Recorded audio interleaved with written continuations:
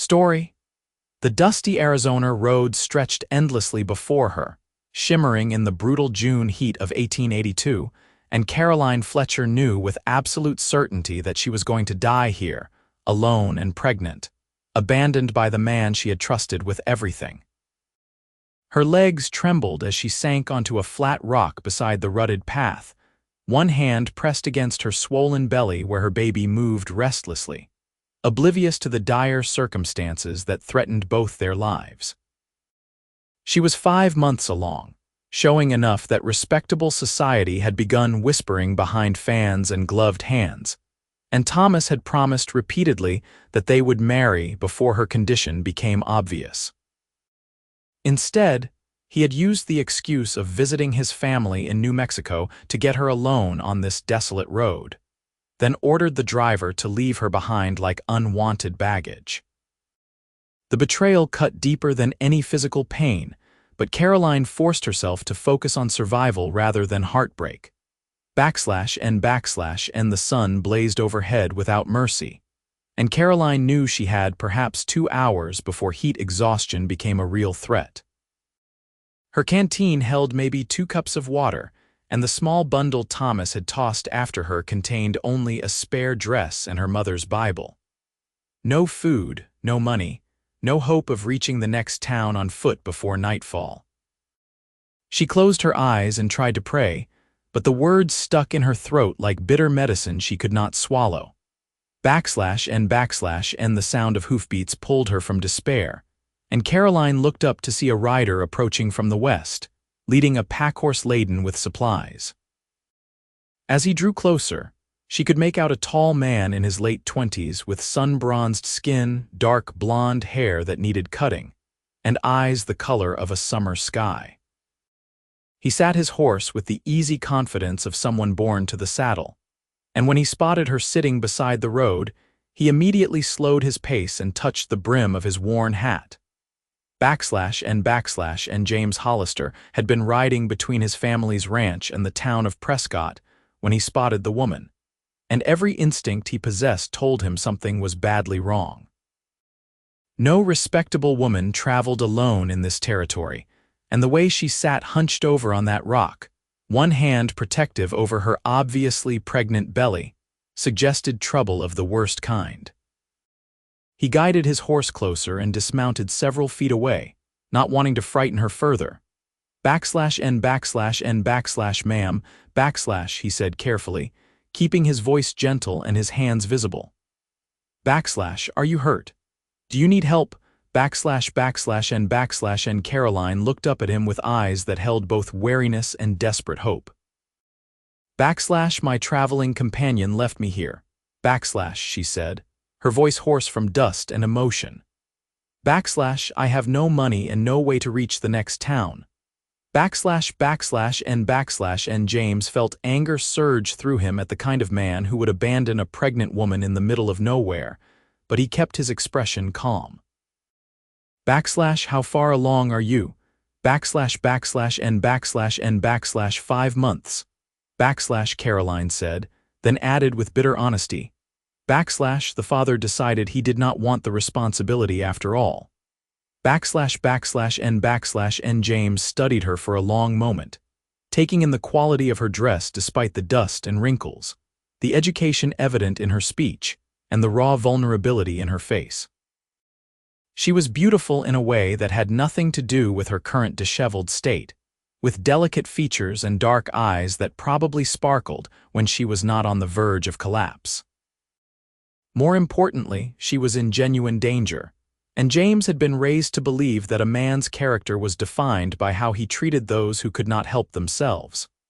Backslash, and you are coming home. Backslash, he said firmly, offering his hand to help her stand. Backslash, my family's ranch is about 3 hours northwest of here. We will get you fed, rested, and figure out what comes next once you are safe. Backslash, and Caroline stared at him in disbelief. Backslash, you do not even know me. Why would you help someone like me? Backslash, and because it is the right thing to do.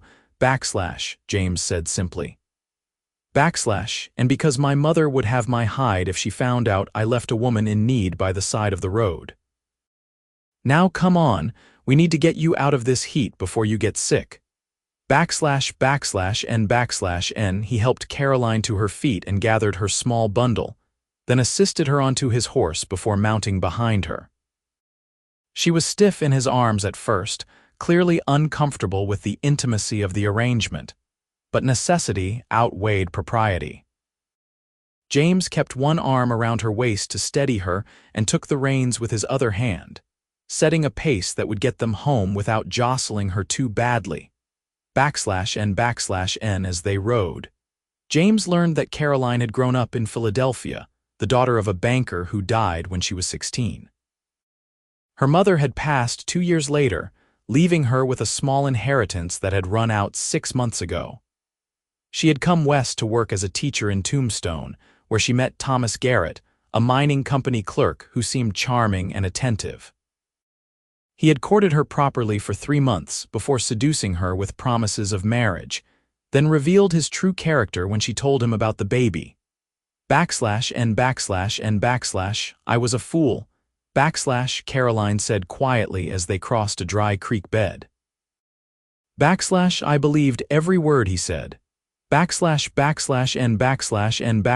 trusted someone you thought worthy of that trust, James corrected. That does not make you a fool. It makes him a liar and a coward. And the simple kindness in his words made Caroline's eyes burn with unshed tears, but she blinked them back and focused on the landscape around them. The terrain had shifted from flat desert to rolling hills dotted with juniper and mesquite, and in the distance, she could see mountains rising against the impossibly blue sky. It was beautiful in a harsh, unforgiving way that matched her current circumstances perfectly. And the Hollister Ranch came into view as the sun began its descent toward the horizon, and Caroline felt a mixture of relief and apprehension. The main house was a sprawling adobe structure with a covered porch and shuttered windows, surrounded by corrals, outbuildings, and a large barn. Cattle grazed in the distance, and she could see several men working near the stables. It was clearly a prosperous operation, which made her wonder again why James Hollister had bothered to help a stranger. As they approached, a woman emerged from the house, wiping her hands on her apron. She was in her early 50s with graying brown hair and the same sky-blue eyes as her son, and her expression shifted from curiosity to concern as she took in Caroline's condition. James. What happened? She called out, hurrying down the porch steps. Found her abandoned on the Prescott Road, James said, dismounting and then carefully helping Caroline down. Ma, this is Caroline Fletcher. Caroline, my mother, Margaret Hollister. And Margaret took one look at Caroline's pale, exhausted face and immediately put an arm around her shoulders. You poor dear. Come inside right now and let me get some food and water into you. James, bring her things, and then let your father know we have a guest. And the interior of the house was cool and clean, with whitewashed walls and sturdy furniture that spoke of comfort without ostentation. Margaret led Caroline to a bedroom at the back of the house, chattering soothingly about getting her settled and not worrying about anything until she had rested. Caroline found herself sitting on a soft bed while Margaret brought a basin of water and clean cloths, helping her wash the dust from her face and hands. Now then. Margaret said once Caroline looked more human. Let me bring you some stew and bread. You need to eat and then you need to sleep. Everything else can wait until tomorrow. And Caroline caught her hand before she could leave. Mrs. Hollister, I have to tell you the truth. I am pregnant and unmarried. The father abandoned me on that road. If you want me to leave once I have rested, I will understand. And Margaret's expression softened rather than hardened. Child, I do not care about your circumstances. What I care about is that you are safe and taken care of. You will stay here as long as you need to, and anyone who has a problem with that can answer to me. Now rest while I get that food. And Caroline did cry then, overwhelmed by kindness from strangers when the man who had claimed to love her had thrown her away like trash. She was still wiping her eyes when Margaret returned with a tray laden with beef stew, fresh bread, butter, and cold milk. The food was simple but delicious, and Caroline ate every bite, only then realizing how hungry she had been. And sleep claimed her almost as soon as her head touched the pillow, and she did not wake until late morning the next day. Sunlight streamed through the curtains, and for a moment Caroline was disoriented, unsure where she was or how she had gotten there. Then memory returned, along with the realization that she was wearing a nightgown that was not hers and had no recollection of changing clothes. And a soft knock on the door was followed by Margaret entering with another tray. Good, you are awake. I took the liberty of helping you into something more comfortable last night. I hope you do not mind. How are you feeling? And better, Caroline admitted, sitting up carefully. Mrs. Hollister, I cannot thank you enough for your kindness, but I need to find work and a place to stay. I cannot impose on your family indefinitely. And we will discuss that after breakfast, Margaret said firmly. Right now, you need to focus on taking care of yourself and that baby. Everything else can be sorted out in due time. And over the next few days, Caroline learned the rhythms of the Hollister household.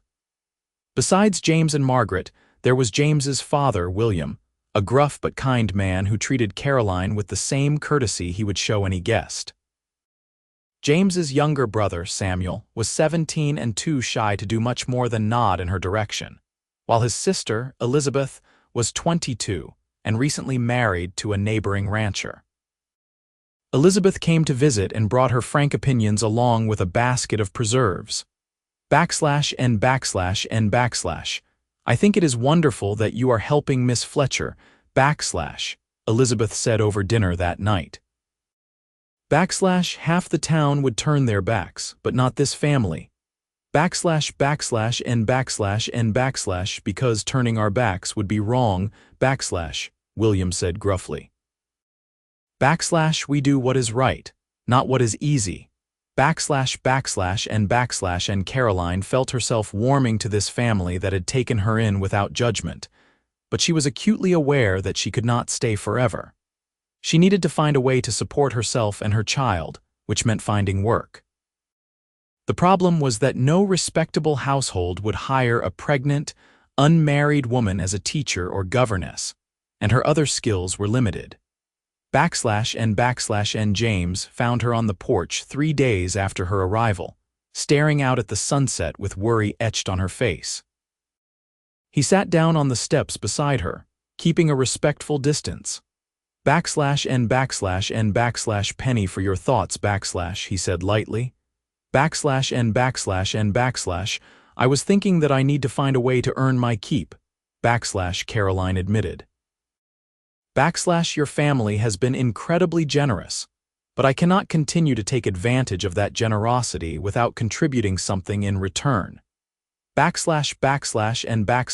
James was quiet for a moment, then said, my mother mentioned that you were a teacher in Tombstone. Samuel could use some help with his reading and mathematics if you are feeling up to it. He is a good kid, but book learning has never come easy to him. I would be happy to help, Caroline said, relief flooding through her. It is the least I can do. And it is not charity, James said, meeting her eyes. Samuel really does need the help and you really are qualified to give it. Seems like a fair trade to me. //n/n. As the days turned into weeks, Caroline settled into life at the Hollister Ranch. She spent mornings working with Samuel on his lessons, and to her delight, discovered that he was not slow but simply bored by the way his previous teachers had presented the material. Once she tailored her approach to his learning style, he began to improve rapidly. Afternoons were spent helping Margaret with lighter household tasks, and evenings often found her sitting on the porch with James, talking about everything and nothing. /n/n Caroline learned that James had inherited his father's ranch management skills and his mother's compassionate nature. He had been engaged once, 3 years ago, but his fiancée had broken it off when she decided she wanted city life rather than the isolation of ranch living. The experience had made him cautious about romance, but he spoke about it without bitterness, suggesting he had truly moved past the disappointment. /n/n For his part, James found himself increasingly drawn to Caroline in ways that both surprised and concerned him. She was intelligent, witty, and remarkably resilient given what she had been through.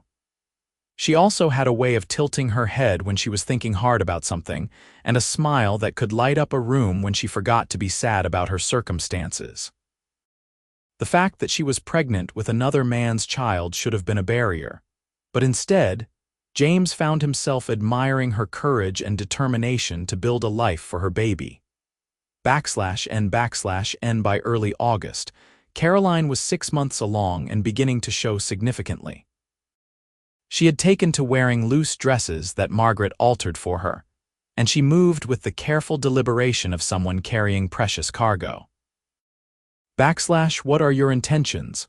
/n/n James felt heat rise in his face. I have not got any intentions, Pa.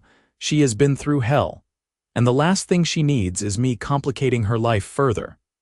/n/n Seems to me her life is already pretty complicated, William observed. And it seems to me that she looks at you in much the same way you look at her. Question is, are you brave enough to do something about it, or are you going to let what happened with Sarah make you too scared to take a chance?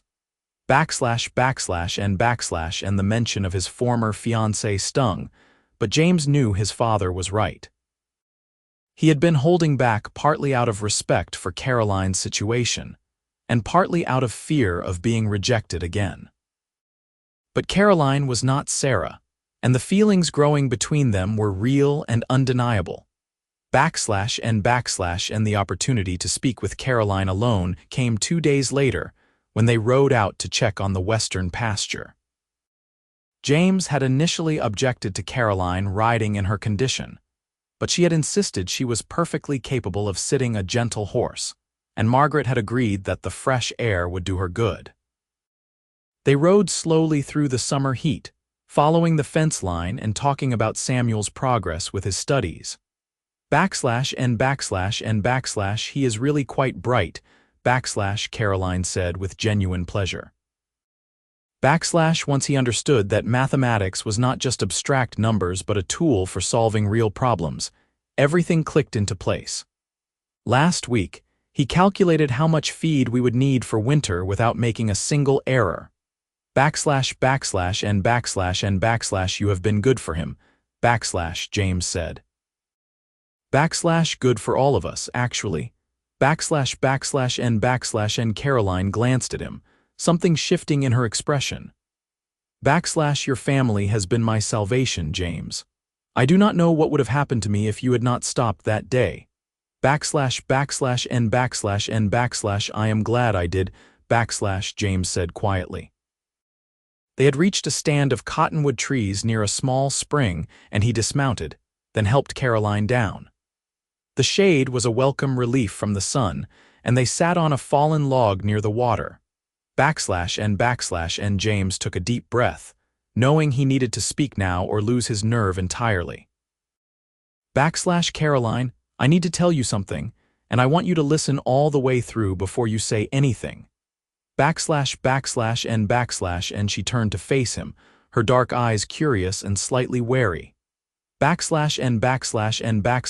have feelings for you, James said, the words coming out in a rush. I know the timing is terrible and your situation is complicated, and maybe this is the last thing you need to hear right now.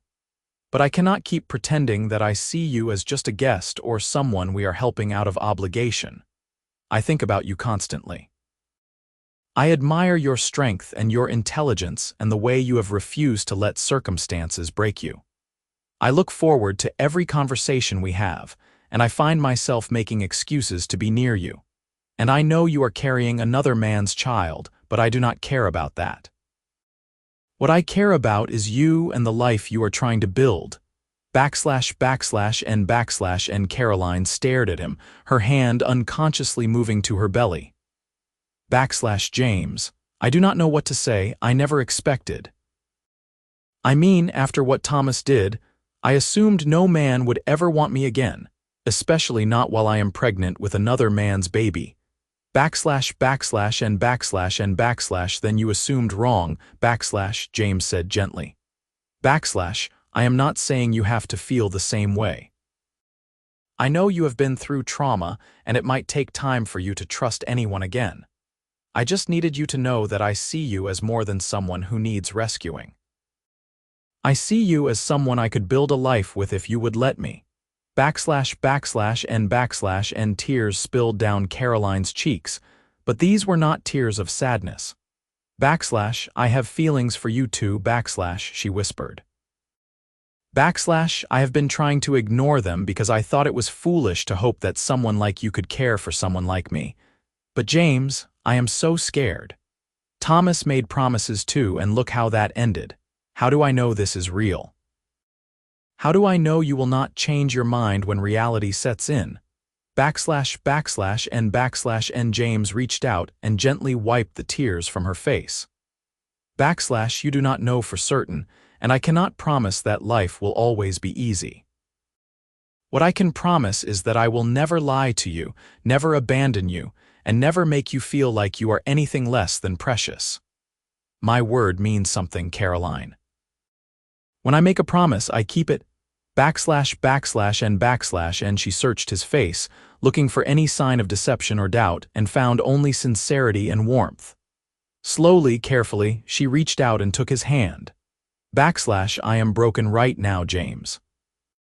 I am carrying another man's child. I have no money, no prospects, and more emotional damage than I care to admit. If we do this, it is not going to be easy or simple. I never wanted easy or simple, James said, squeezing her hand gently. I want real and honest and worth fighting for. That is what I see when I look at you. And they sat together in the shade of the cottonwoods, hands clasped, neither speaking but both feeling the weight and wonder of what had just been acknowledged between them. When they finally rode back to the ranch house, something fundamental had shifted, though they had made no specific plans or promises beyond the honesty they had shared. And Margaret noticed the change immediately, seeing it in the way her son looked at Caroline, and the way Caroline no longer seemed quite so burdened. She said nothing directly, but that evening she made James's favorite dessert and hummed cheerfully while she worked, which William recognized as a sign that his wife was pleased about something. And over the following weeks, James and Caroline's relationship deepened in small, careful increments. He brought her wildflowers from the fields and listened attentively when she talked about her dreams for her child's future.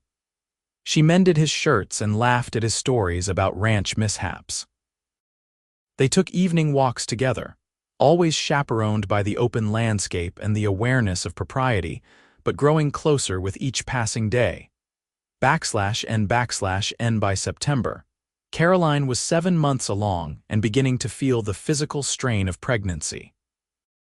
Her back ached constantly, and she tired easily, but she remained determined to keep up with her lessons with Samuel and her contributions to the household.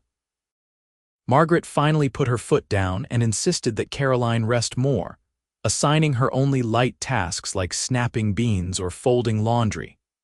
And it was during one of these rest periods, sitting on the porch with Margaret while they worked on mending, that Caroline finally asked the question that had been weighing on her mind. And Mrs. Hollister, do you think James really understands what he is taking on? I mean, not just me, but a baby that is not his. Most men would not want that burden. And Margaret set down her sewing and looked at Caroline with the kind of directness that came from years of frontier living. My son is not most men, Caroline. He was raised to value character over circumstances and to see children as blessings rather than burdens. Will there be challenges? Of course. Will some people judge and gossip? Certainly. But James has never cared much about what other people think when he knows in his heart that something is right. The real question is whether you can trust him enough to take that leap of faith. I want to, Caroline admitted.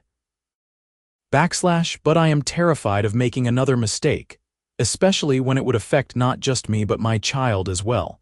Fear is natural, Margaret said kindly. But do not let fear of making a mistake prevent you from accepting something good. I have watched the two of you together, and I see something real growing there. Give it a chance, Caroline. Give yourself permission to be happy again. And that conversation stayed with Caroline as the days shortened and autumn began to paint the landscape in shades of gold and amber. She found herself imagining what it would be like to truly belong here, to be part of the Hollister family not just as a guest, but as James's wife. The idea was both exhilarating and terrifying, made more complicated by the fact that her baby was due in November. And James, for his part, was growing increasingly certain about what he wanted. He sought out his father's advice one evening in late September, finding William in the study going over account books. Pa, I want to marry Caroline, James said without preamble. I know it is fast and unconventional, but I love her. I want to give her and the baby my name and my protection. I want to build a life together. And William looked up from his ledgers, unsurprised by this announcement. Have you asked her? Not yet. I wanted to talk to you first, make sure you would be all right with me bringing a wife and child into the house. This is your home too, son, and soon enough it will be yours entirely, William said. Your mother and I will not live forever, and this ranch needs the next generation to keep it thriving.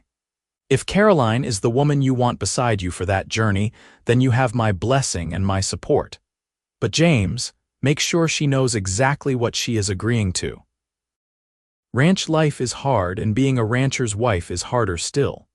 She needs to understand what she is signing up for. I will, James promised. Thank you, Pa. And armed with his father's blessing, James began planning his proposal. He wanted it to be special but not overwhelming, romantic but honest about the realities they would face. He settled on asking her during their evening walk, in the place where they had first acknowledged their feelings for each other. And the opportunity came on a clear October evening when the air held the first real chill of autumn. James suggested they ride out to the Cottonwood Grove, and Caroline agreed despite her increasing discomfort. She was 8 months along now, and movement was becoming more difficult, but she trusted James to take care of her. And they reached the grove as the sun began to set, painting the sky in shades of pink and orange that reflected off the spring water.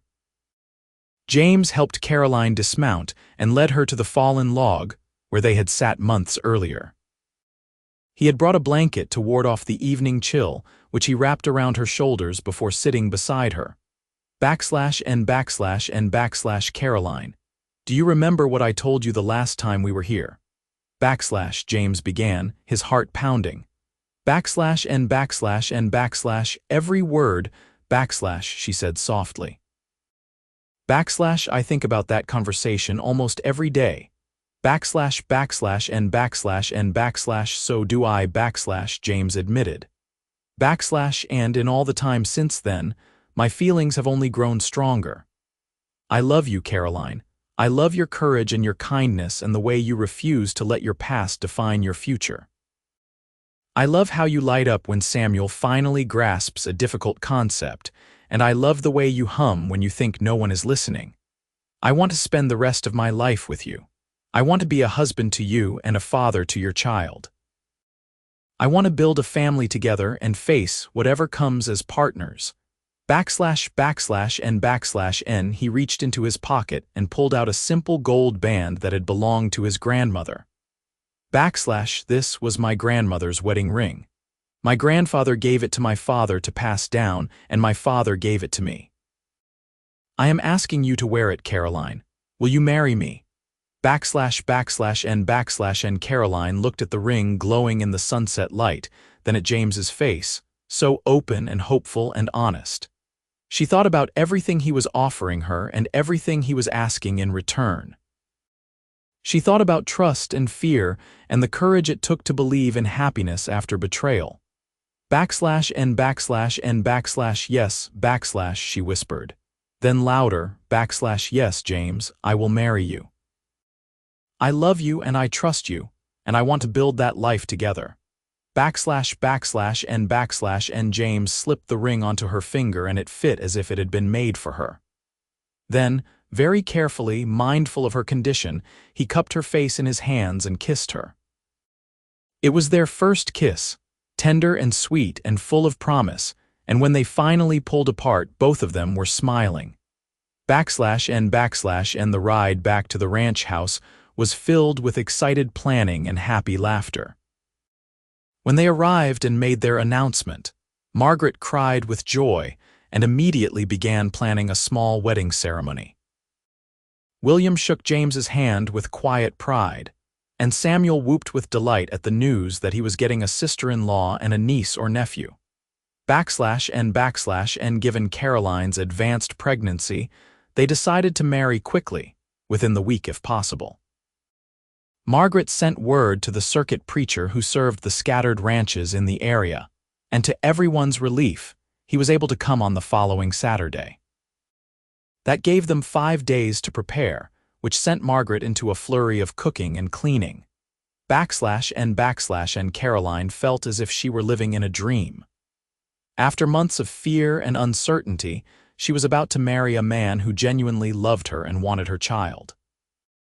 The speed of it all would have been dizzying under any circumstances, but with her pregnancy so far advanced, everything felt heightened and urgent. / and Elizabeth came over to help with preparations and to offer her sister-in-law-to-be some practical advice about married life. / James is a good man, / she assured Caroline as they worked on altering one of Margaret's old dresses to fit Caroline's pregnant figure. / He is patient and kind, and he actually listens when you talk to him, which is rarer than you might think. You are getting a good one. / and I know / Caroline said, running her hand over the soft fabric. / Sometimes I cannot believe this is real. 6 months ago, I was abandoned on a roadside with no hope and no future. Now I am about to marry someone I love and who loves me. It feels like a miracle. / and it is a miracle / Elizabeth agreed. / But it is also a choice. You both chose to see past circumstances and take a chance on each other. That takes courage. / and the wedding day arrived with clear blue skies and crisp autumn air. The ceremony was held in the Hollister living room, with the preacher presiding and the family gathered around.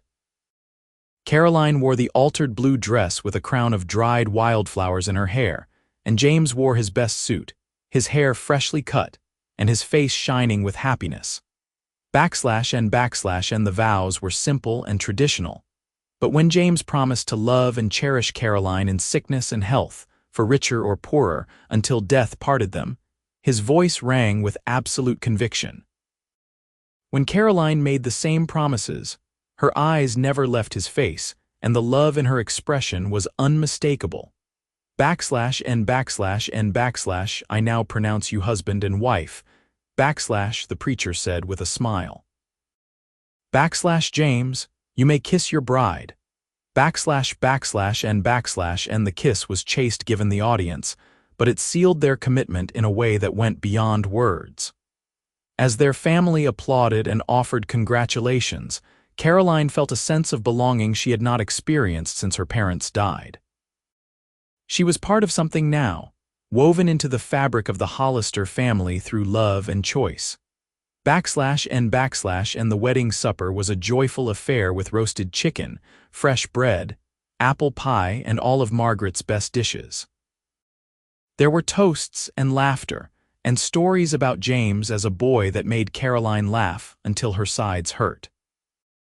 As the evening wore on and exhaustion began to catch up with her, James noticed and quietly suggested they retire. And their wedding night was tender and careful, with James acutely aware of Caroline's condition. They held each other in the darkness, talking softly about their hopes and fears, and fell asleep wrapped in each other's arms. It was not the traditional passionate wedding night, but it was perfect for them, a gentle beginning to their married life. And the following weeks settled into a new rhythm as Caroline adjusted to being Mrs. James Hollister rather than Miss Fletcher. The change in status brought a sense of security she had not realized she was missing, and she found herself relaxing in ways she had not been able to do since discovering her pregnancy.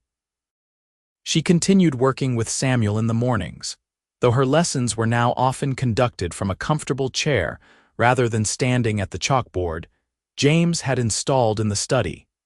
And her pregnancy was progressing normally, according to the midwife who lived on a neighboring ranch and came to check on her regularly. Mrs. Thompson was a no-nonsense woman in her 60s who had delivered half the babies in the territory and had strong opinions about everything from nutrition to exercise. And you are healthy, the baby is healthy, and from what I can tell, you should have a straightforward delivery. Mrs. Thompson announced after her examination in mid-October. Just keep doing what you are doing, do not overdo it, and send for me the moment your pains start getting regular. N as October turned to November and Caroline entered her 9th month. Nervous anticipation began to replace the contentment of the previous weeks.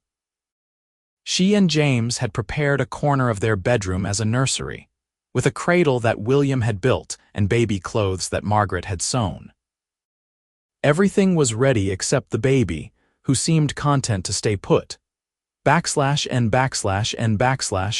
feel like I have been pregnant forever. Caroline complained good-naturedly one evening as she and James sat by the fire. I can barely remember what it was like to see my own feet. And James smiled and rubbed her swollen ankles, something he had taken to doing each evening. Not much longer now. Mrs. Thompson said first babies usually come within 2 weeks of their due date. I hope so. Caroline sighed. I am ready to meet this little person who has been kicking me in the ribs for months. And the pains started 3 days later, on a cold November morning with clouds promising rain. Caroline woke before dawn with a cramping sensation that was different from the practice contractions she had been experiencing for weeks. She lay still for a moment, timing them and trying to decide if this was the real thing or another false alarm. When the 4th contraction came 20 minutes after the 3rd, she gently shook James awake. I think the baby is coming, she said quietly. The pains are regular. N. James was instantly alert, a mixture of excitement and worry crossing his face. How far apart are they? Should I get my mother? Should I ride for Mrs. Thompson? N. Not yet. Caroline said, placing a calming hand on his arm. Mrs. Thompson said to wait until they are 5 minutes apart or my water breaks. Right now they are about 20 minutes apart, so we have time. But maybe you could let your mother know, just so she can start preparing. And the next several hours passed in a blur of activity as Margaret took charge of the preparations, and William dispatched Samuel to fetch Mrs. Thompson. James stayed close to Caroline, holding her hand through contractions and trying not to let his worry show. As the pains grew stronger and closer together, Caroline found herself grateful beyond words for his steady presence. And Mrs. Thompson arrived around noon, by which time Caroline's contractions were coming every 7 minutes, and she was beginning to realize just how much labor was going to hurt. The midwife examined her, pronounced everything progressing normally, and settled in to wait with the patience of someone who had done this hundreds of times. And first babies take their time, she told James, who was pacing the bedroom like a caged animal. You might as well get comfortable. We could be here a while. And she was right. The afternoon stretched into evening as Caroline labored, and James refused to leave her side despite Mrs. Thompson's suggestion that this was women's work. He held Caroline's hand, wiped her forehead with cool cloths, and talked to her softly during the brief respites between contractions. You are doing beautifully, he murmured during one such respite, brushing damp hair back from her face. You are the strongest person I know. I do not feel strong, Caroline panted. I feel like I am being torn apart. That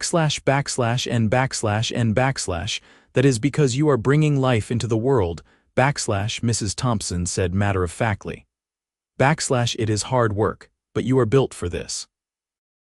Now save your energy, because the hardest part is still ahead. N. As night fell and Caroline's labor intensified, James found himself praying more fervently than he had since childhood. He prayed for Caroline's safety, for the baby's safe arrival, and for the strength to support his wife through this ordeal. When her screams of pain tore through the house, he felt each one like a physical blow, but he never let go of her hand. And finally, near midnight, Mrs. Thompson examined Caroline and announced, it is time to push. Next contraction, I want you to bear down as hard as you can. And what followed was the hardest hour of Caroline's life as she pushed with every ounce of strength she possessed. James supported her shoulders and encouraged her, even as he watched her suffer and felt helpless to ease her pain. Margaret appeared at some point with fresh water and clean linens, her face composed but her eyes betraying her concern. And then, just when Caroline was certain she could not push anymore, a thin wail filled the room, and Mrs. Thompson held up a squalling, red-faced baby. You have a son, the midwife announced with a tired smile. A big, healthy boy. And Caroline collapsed back against the pillows, exhausted beyond measure but flooded with relief and joy. James stared at the baby in wonder as Mrs. Thompson cleaned him off and wrapped him in a soft blanket. When the midwife placed the infant in Caroline's arms, both parents gazed at him in awe. And he had a thatch of dark hair, eyes that would probably turn brown like Caroline's, and tiny, perfect features. His fists waved in the air as he cried, and Caroline instinctively brought him to her breast, where he latched on with surprising vigor. And he is beautiful, James whispered, gently touching one tiny fist. Absolutely perfect. And do you want to hold him? Caroline asked after the baby had nursed and fallen into a milk-drunk sleep. And James carefully took the bundle from her arms, and Caroline watched as her husband gazed down at the baby with an expression of pure love. It did not matter to James that this child was not biologically his. In that moment, he became a father in every way that mattered. What should we name him? James asked softly. And Caroline had been thinking about this for weeks. I would like to name him William James after your father and you, if that is all right. And James looked up with tears in his eyes. It is more than all right. It is perfect. And Mrs. Thompson finished her work and gathered her supplies. You did well, Caroline. Get some rest now, both of you. I will check on you tomorrow. And after everyone had left, and the house had settled into quiet, James, Caroline, and baby William lay together in the big bed. The baby slept between them, and his parents watched him breathe, still marveling at the miracle of his existence. Thank you, Caroline said softly, looking at James over their son's head. Thank you for choosing us, for loving us, for making us your family. And thank you for trusting me, James replied. For taking a chance on a cowboy who found you by the side of the road. You and William are the best things that ever happened to me. And the weeks following William's birth were a blur of sleepless nights, constant feedings, and the steep learning curve that came with new parenthood. James threw himself into fatherhood with the same dedication he brought to everything, learning to change diapers, soothe a crying baby, and function on minimal sleep. Margaret was a constant source of advice and support, and Caroline found herself grateful once again for the family she had married into. And as winter settled over the ranch, the Hollister household adjusted to the new rhythm of life with an infant. William proved to be a relatively easy baby, sleeping for decent stretches at night and generally content as long as he was fed and dry. He was also clearly adored by every member of the family, from Margaret, who rocked him for hours, to Samuel, who made silly faces to make him smile, to William Sr., who proudly declared him the finest grandson in the territory. And Christmas that year was special in a way Caroline had not experienced since childhood. The house was decorated with pine boughs and ribbons, and Margaret outdid herself with the cooking. On Christmas morning, the family gathered to exchange modest gifts, and James presented Caroline with a beautiful shawl he had special ordered from San Francisco. It is too fine, Caroline protested, running her fingers over the soft wool. Nothing is too fine for my wife, James said firmly. You deserve beautiful things, Caroline. And Caroline's gift to James was more practical. A new pair of leather-work gloves she had made herself during William's naps, but James treasured them as if they were made of gold. And as winter gave way to spring, William grew from a tiny newborn into a chubby, smiling baby who clearly recognized his parents and lit up whenever they entered the room. James loved to carry him around the ranch, showing him the horses and cattle and explaining ranch operations as if the 4-month-old could understand every word.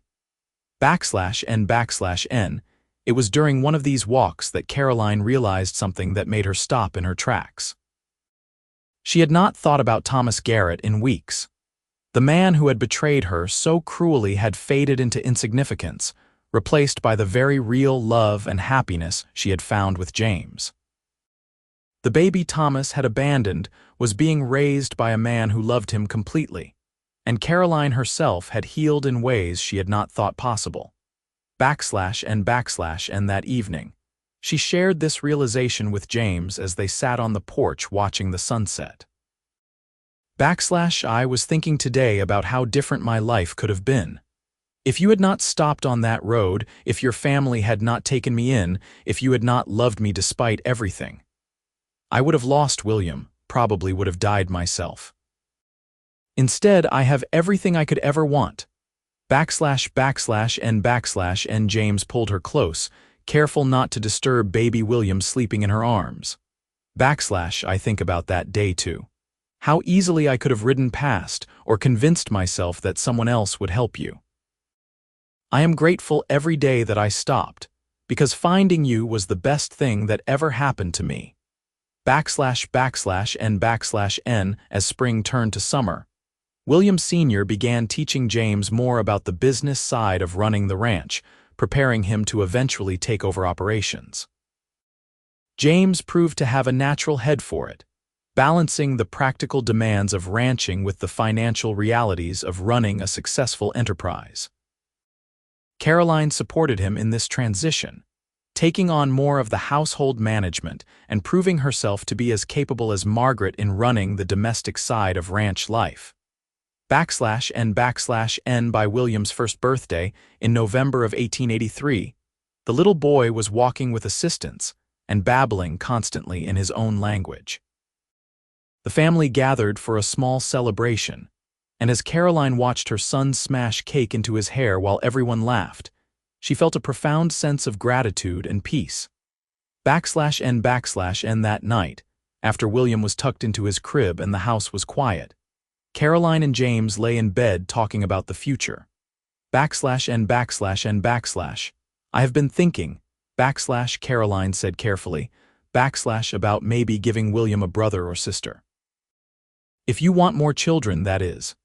And James rolled onto his side to face her, his expression serious. Are you sure? After how difficult William's birth was, and I am sure, Caroline said firmly. Yes, labor was hard, but what came after has been worth every moment of pain. I want William to have siblings. I want to fill this house with children and laughter and love. If you want that too. I want that more than anything, James said, pulling her into his arms. I want a dozen children with you if you will have them. And Caroline laughed. Let us start with one more and see how we feel after that. And their second child, a daughter they named Margaret Elizabeth after both their mothers, was born in August of 1884. Her birth was easier than William's, and James joked that she was in a hurry to meet her big brother. Margaret, or Maggie as they called her, had James's blonde hair and blue eyes, and from the moment William met her, he was devoted to his baby sister. And life settled into a beautiful rhythm over the next few years. William Sr. gradually handed over more ranch responsibilities to James, who proved himself more than capable of running the operation.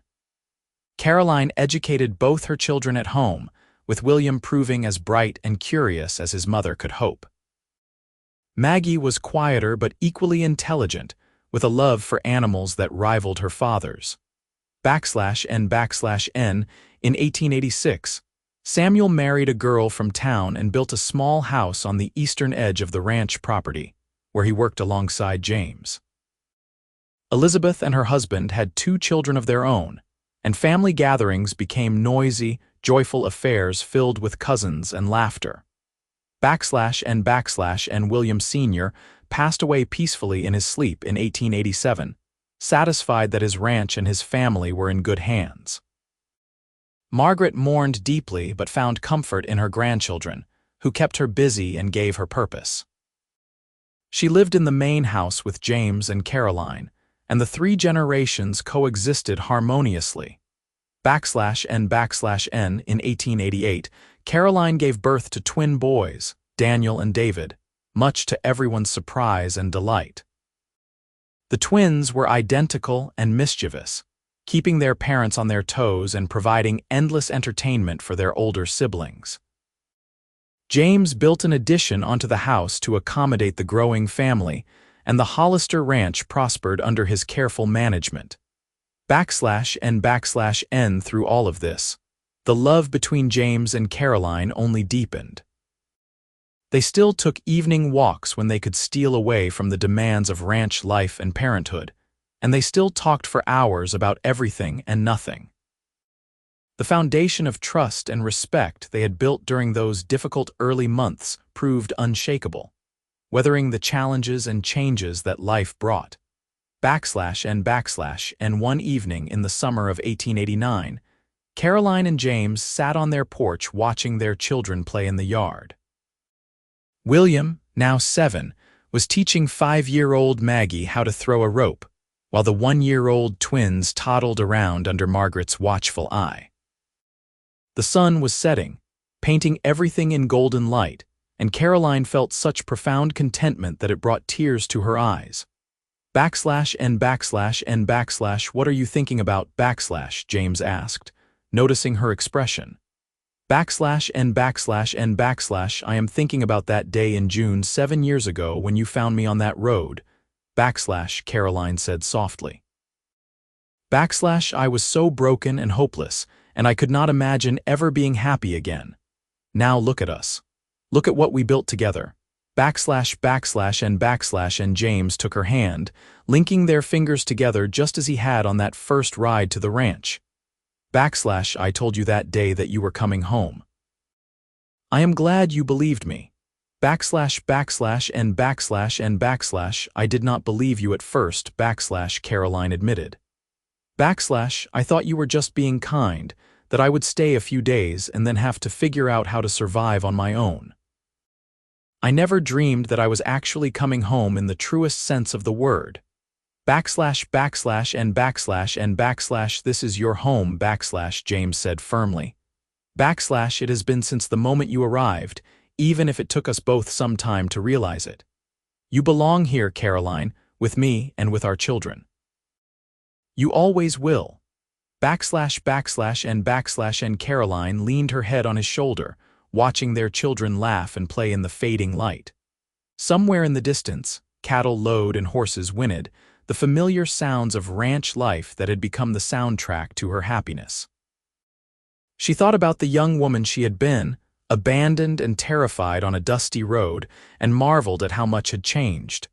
And that woman had believed she had nothing left to lose. She had been wrong. She had had everything to gain. A husband who loved her unconditionally, children who filled her days with joy, and a family that had embraced her without reservation. She had found not just survival but a life rich with purpose and meaning. And years continued to pass in a peaceful succession of seasons and milestones. William grew into a responsible young man who shared his father's talent for ranching and his mother's love of learning. Maggie developed into a skilled horsewoman with a gentle touch that could calm the most skittish animal.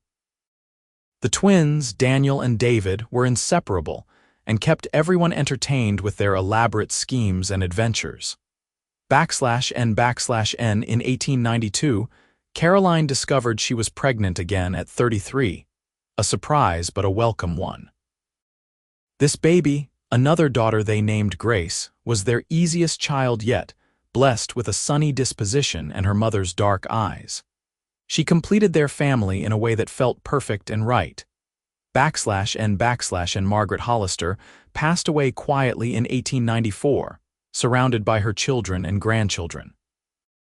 Her death was peaceful, and at her funeral, the preacher spoke of a life well lived and a legacy of kindness that would endure through the family she had nurtured.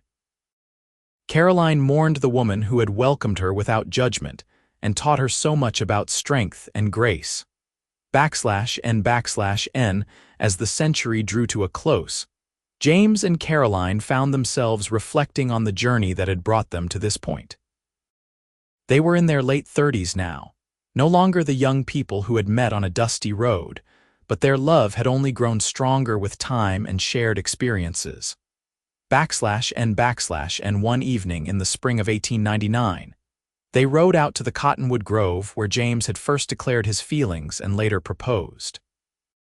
The trees had grown taller, and the spring still bubbled up clear and cold, but the essential nature of the place remained unchanged. And.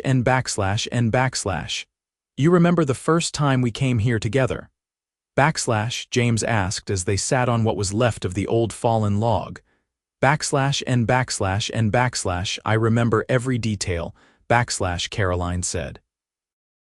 I was so scared that day, terrified that I was foolish to believe someone could love me despite my circumstances. But you proved me wrong, James. You have spent nearly 17 years proving me wrong, and.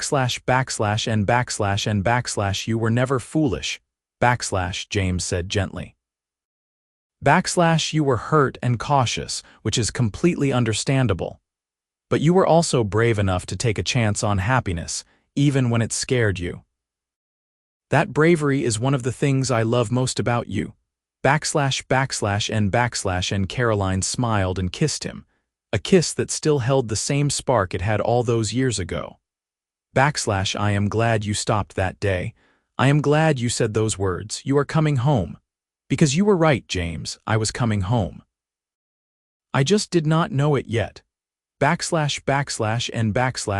they sat together in comfortable silence, watching the sun set over the land they had built their life on. In the distance, they could see the ranch house with smoke rising from the chimney, and they knew their children were inside, probably arguing over chores or teasing each other the way siblings did. It was ordinary and everyday, and it was everything Caroline had dreamed of during those dark days when she thought she had no future. And as they rode back to the house, James thought about the choices that had led him to this moment. The choice to stop and help a stranger, the choice to open his heart to love again, the choice to build a family with a woman who had been broken but not defeated. Every choice had led him here, to this life that felt more right than anything he could have planned or predicted. And Caroline thought about trust and healing, about how love could mend even the deepest wounds if you were brave enough to accept it. She thought about the baby she had carried in fear and uncertainty, who was now a young man preparing to make his own way in the world. She thought about the children who had come after, each one a blessing, and about the man riding beside her who had given her everything she had lost and more. And the years that followed brought their own challenges and joys. William married at 21 and brought his wife to live on the ranch, where they began their own family. Maggie became a teacher like her mother, educating children in the small schoolhouse that had been built near town. The twins found their callings in different directions, Daniel in ranching and David in law, but both remained close to the family. And Grace, the youngest, inherited her mother's intelligence and her father's steady temperament, and at 16 showed signs of becoming a remarkable young woman. She loved to hear the story of how her parents met, never tiring of the tale of rescue and romance that had brought her into existence. And one evening in 1905, as 3 generations of Hollisters gathered for Sunday dinner, Grace asked her mother to tell the story again. Caroline glanced at James, now 50 with silver threading through his blonde hair, and saw him smile encouragingly. And your father found me on the roadside when I was pregnant with your brother William. Caroline began, just as she always did. I had been abandoned and had nowhere to go. But your father looked at me and said, "You are coming home," and I did. I came home to this ranch, to this family, and eventually to the love of my life. And tell us about the proposal, Grace prompted, even though she knew this part by heart. And we rode out to the cottonwood grove, James picked up the story, and I told your mother that I loved her and wanted to spend my life with her. I gave her my grandmother's ring and she said yes. Best decision either of us ever made, and the family continued sharing the meal, talking and laughing and enjoying each other's company. Later, after everyone had gone home or gone to bed, James and Caroline sat on their porch in the comfortable silence of people who had shared a lifetime together. And you ever regret it? Caroline asked suddenly. Taking on me and William all those years ago. Your life would have been simpler without us. And James turned to her with an expression of such love and certainty that it took her breath away even after all these years. My life would have been empty without you. Simpler maybe, but meaningless. You and our children are what make every day worth living. I have never regretted a single moment, Caroline. Not one. And I love you. Caroline said, the words as true now as they had been when she first spoke them. And I love you too. James replied. Always have, always will. And they sat together as the stars came out overhead. Two people who had found each other against all odds and built something beautiful from the broken pieces of one life and the generous heart of another. The ranch stretched out around them, prosperous and thriving, a testament to hard work and dedication. But more than that, it was a home filled with love and laughter, where children grew up secure in the knowledge that they were wanted and cherished. And as the years advanced, James and Caroline grew old together with the grace that came from a life well lived. They became grandparents many times over, and eventually great-grandparents, each new generation bringing fresh joy and renewed purpose. They never forgot the beginning of their story, that moment on a dusty road when a cowboy stopped to help a desperate woman and changed both their lives forever. And when Caroline was 65, she and James returned one last time to the cottonwood grove. They were slower now, and James had to help her dismount, but the love between them burned as brightly as ever.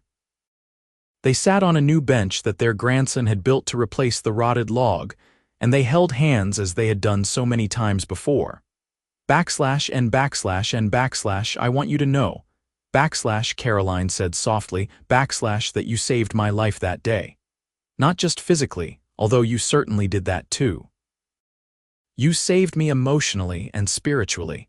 You gave me back hope when I thought I had lost it forever. You gave me a family and a home and a love I never dreamed possible. Everything good in my life flows from that moment when you stopped on the road and chose to help a stranger. And James lifted her hand to his lips and kissed it gently. And I want you to know that you saved me too.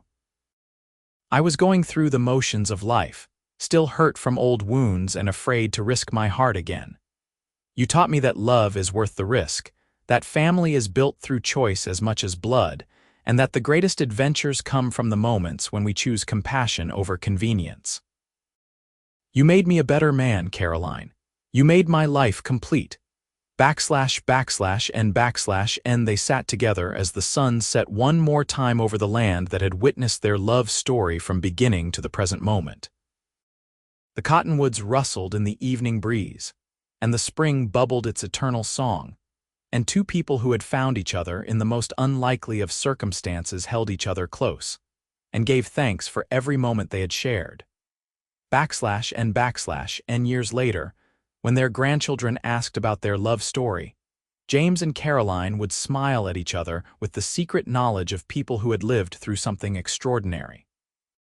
They would tell about the abandoned pregnant woman and the cowboy who stopped to help, about how he had said those simple words that changed everything. You are coming home. And they would explain that home was not just a place, but a feeling of belonging, of being loved and valued and safe.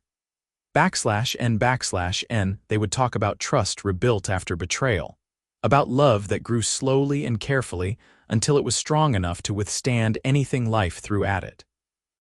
Yes, they had lived happily ever after, not because their life was perfect or free from challenges, but because they had faced everything together, with love as their foundation and commitment as their guide. From that moment on a dusty Arizona road in 1882 to the present day, they had built a life that was rich with meaning and full of joy. And Caroline had been abandoned, pregnant and afraid, with no future and no hope. But a cowboy had stopped, looked at her with kind eyes, and said the words that would define the rest of her life. "You are coming home." And she had. She had come home to love, to family, to a life beyond her wildest dreams. And she had never looked back, never regretted, never stopped being grateful for the day James Hollister chose compassion and changed both their lives forever.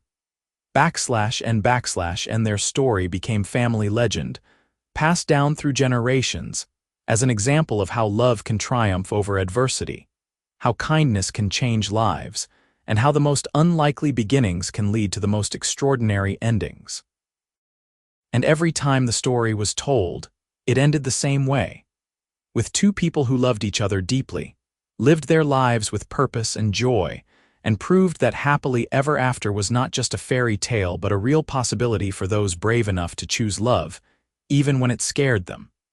And James and Caroline Hollister lived long, full lives surrounded by the family they had created together.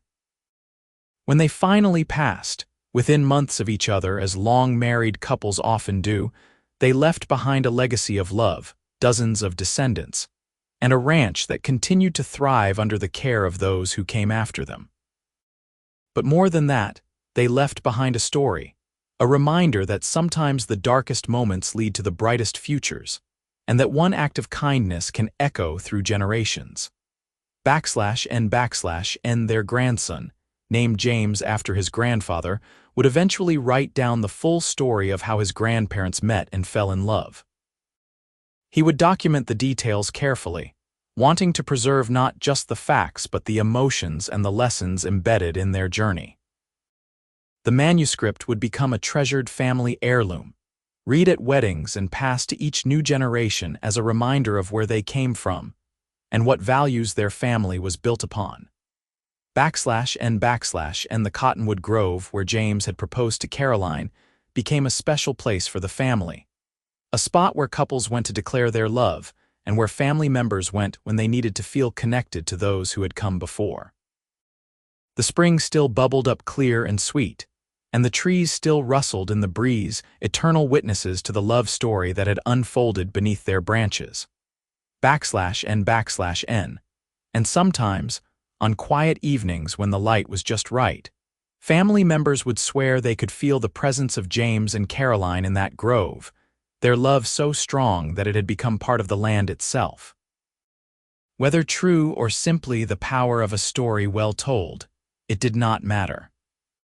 What mattered was that two people had found each other against all odds, had chosen love over fear, had built something beautiful from broken pieces, and had lived a life that proved, beyond any doubt, that happily ever after was real. And from the moment James Hollister stopped on that dusty road and told Caroline Fletcher she was coming home, their fate was sealed. They would love each other through good times and bad, through the challenges of building a life together and raising a family, through the joys of watching their children grow and their ranch prosper. They would hold each other through storms, both literal and metaphorical, and they would never stop being grateful for the day their paths crossed. And theirs was a love story for the ages, born in the Wild West of 1882, nurtured through decades of partnership and commitment, and ended only when death finally parted them after more than 50 years of marriage. It was a story of rescue and redemption, of trust rebuilt and love discovered, of a family created through choice and strengthened through shared experience. It was, in every way that mattered, a story with a perfect ending, because the people in it chose to make it so day after day, year after year, for the rest of their lives.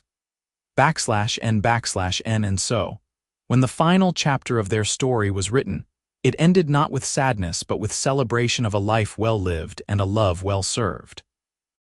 James and Caroline Hollister had taken the hand they were dealt and played it beautifully, transforming tragedy into triumph, and creating something lasting and meaningful from the most unpromising of beginnings. They had proven that love, real love, was not about perfect circumstances but about imperfect people choosing each other every single day. And their story ended as all the best love stories do. With two people who had loved each other completely, raised a family together, built a legacy that would endure for generations, and lived happily ever after in the truest sense of the phrase. From abandonment on a roadside to a life filled with love and purpose, Caroline's journey had been extraordinary. And it had all started with a cowboy who stopped to help and said 4 simple words that changed everything. "You are coming home." Description: in 1882 Arizona, Caroline Fletcher is abandoned pregnant on a dusty roadside by the man who promised to marry her. With no money, no hope, and nowhere to turn, she believes she will die alone under the merciless sun. Then Cowboy James Hollister rides by and offers her salvation with 4 simple words that will change both their lives forever. And what begins as an act of compassion blossoms into an extraordinary love story, as Caroline finds not just refuge, but belonging with the Hollister family. As trust slowly replaces fear and friendship deepens into love, James and Caroline discover that the most broken beginnings can lead to the most beautiful endings. And discover a heartfelt tale of rescue, redemption, and romance in the Wild West.